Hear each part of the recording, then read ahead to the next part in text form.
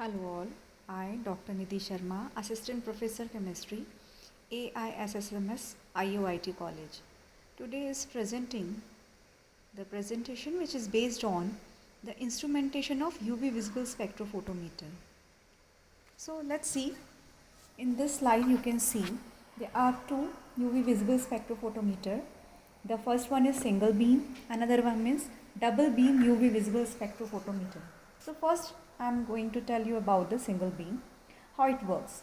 So first, the source of light, it provides the entire range of radiation, means it gives the polychromatic radiation. When this polychromatic light passes through the monochromator, it converts into the monochromatic radiation, means a single wavelength light.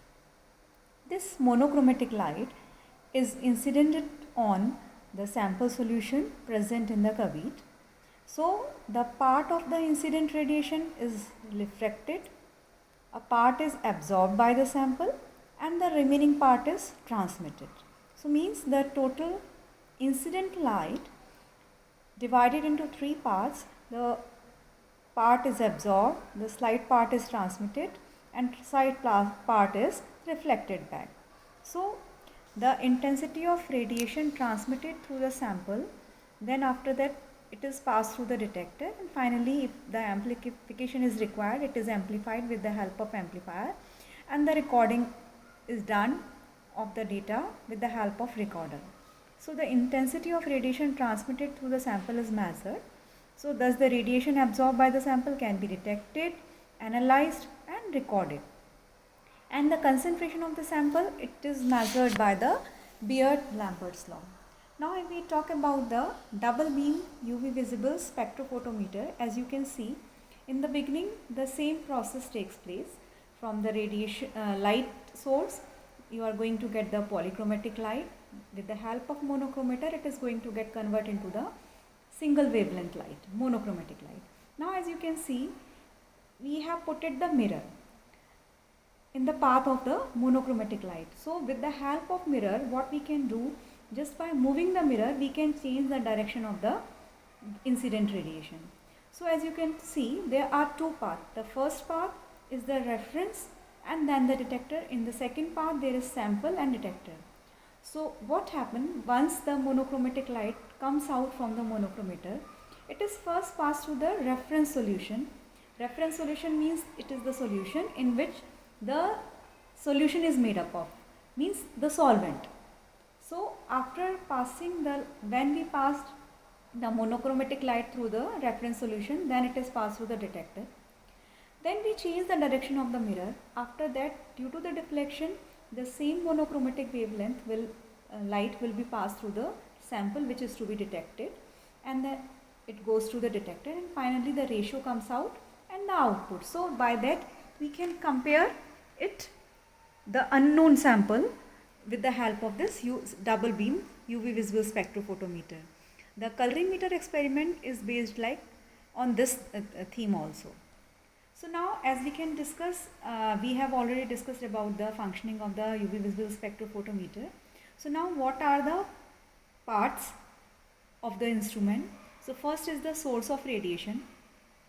This source of radiation provides the polychromatic radiation and it has the high intensity. If suppose we are using the tungsten filament lamp, so this tungsten filament lamp is used for the visible radiation. And if we are using the quartz lamp or deuterium lamp, then it gives the UV radiation and the range is from 190 to 350 nanometer. So it depends what light source we are using. Then after that it comes for the monochromator. Now what is the function of monochromator actually? The radiation source provides the polychromatic light. Now when it passes through the monochromator, through the entrance slit, the monochromator disperses radiation according to the wavelength.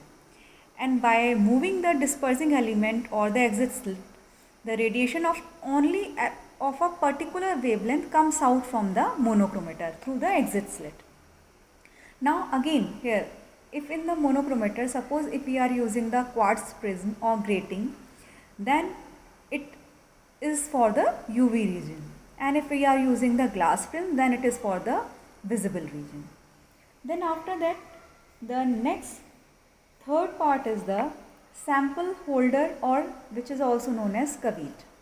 Now what is the function? The sample holder or caveat is used to hold the sample or the reference solution, and they are constructed of the transparent material which do not absorb the UV visible radiations actually. So now suppose if the material used for caveat is made up of quartz, then it is transparent for full range of UV visible, means from 200 to 700 nanometer.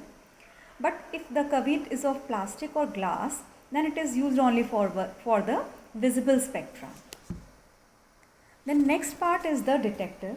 Now the function of detector is transmitted light from the sample caveat falls on the detector, and where it converts it into the electric current. It converts the light energy into the electric energy, and the output current of photodetector is directly proportional to the intensity of light falling on it. So now for UV visible spectrophotometer, we can use a different type of detectors like photomultiplier tube, phototubes, photovoltaic tube. These can be used. After detector, the amplifier and recorders are used, and the function of amplifier and recorder, signal received from the detector is amplified and then it is read on the recorder.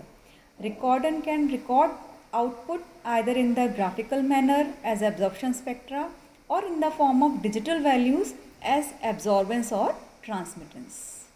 So as you can see, this is a picture of phototube. So now thank you.